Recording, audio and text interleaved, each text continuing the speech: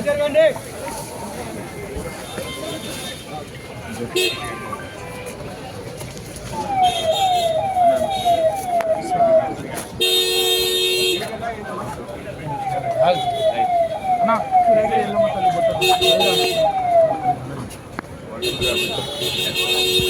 అన్న ఊపండి అన్న, హెయిర్కి వెళ్ళిపోతుంది అంతే.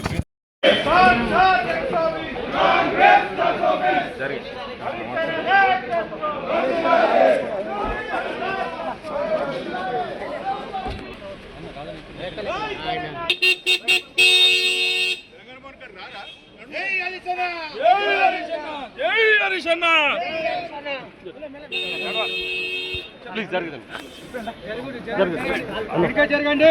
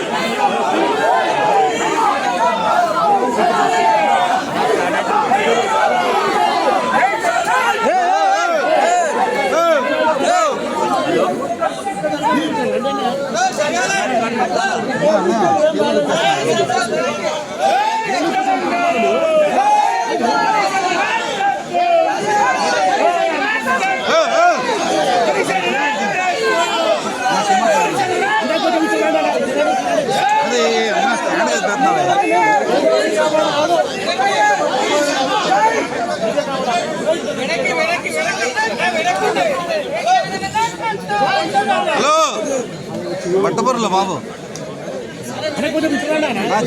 మీరు కెమెరా ఫోన్లో పెడుతున్నాం. నిన్న రాత్రి దాదాపు 9 గంటల సమయంలో మా ఇంటి దగ్గర మా మెయిడ్కు నోటీస్ ఇచ్చి వెళ్ళారు.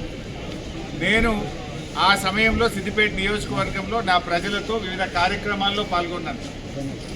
అయితే నిన్న రాత్రి 9ంటికి నోటీస్ ఇచ్చి ఉదయాన్నే 11 గంటలకు రమ్మన్నారు. నేను హైదరాబాద్లో లేను, అయినా కూడా రాత్రే హైదరాబాద్ చేరుకొని ఈరోజు వాళ్ళు ఇచ్చిన నోటీస్ మీద మేము హాజరు కావాలని చెప్పి నిర్ణయం తీసుకున్నాం.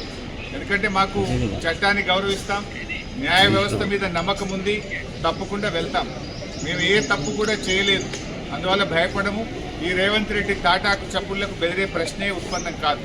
ఎందుకంటే ఇలా రేవంత్ రెడ్డి మాకు తెలుసు, నిన్న ఆయన బావమర్ది భాగవతాన్ని పొద్దున బయట పెడితే సాయంత్రానికి నోటీస్ పంపింది.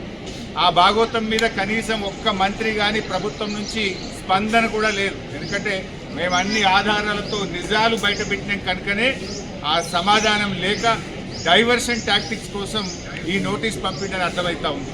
నిన్ననే చెప్పాం మేము, ఈ దండుపాలెం ముఠ రేవంత్ రెడ్డి క్యాబినెట్ ఏ రకంగా వాటాలు పంచుకోవడంలో తన్నుకుంటున్నారో అన్ని విషయాలు బయట పెట్టాం. అంటే రాబోయేటువంటి మున్సిపల్ ఎన్నికల ముందు వీళ్ళ అవినీతి బయటపడుతుందని, వీళ్ళ అవినీతి బట్టబయలవుతుందని, వీళ్ళ బండారం బయటపడ్డదని ఒక డైవర్షన్ టాక్టిక్స్కు ఇలా రేవంత్ రెడ్డి గారు మాకు నోటీస్ ఇచ్చారు. సరే, ఈ నోటీసులు మాకు కొత్త కాదు.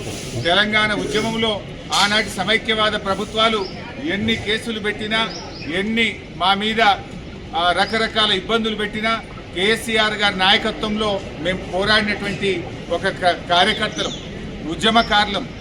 ఆ గత సమైక్య వాళ్ళనే అనేక సార్లు మమ్మల్ని అరెస్ట్ చేశారు, అనేక వందల కేసులు పెట్టినారు.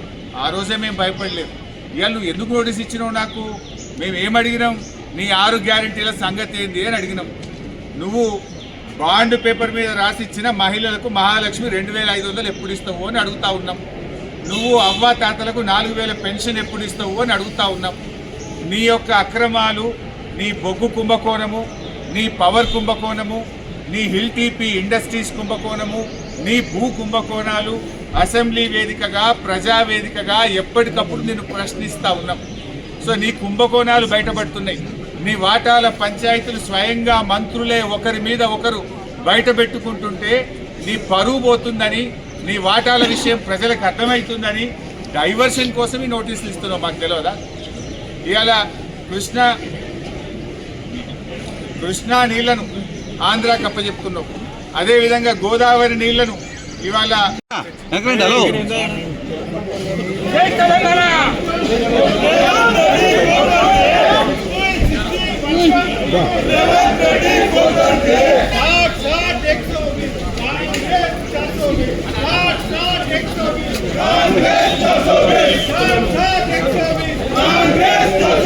సరే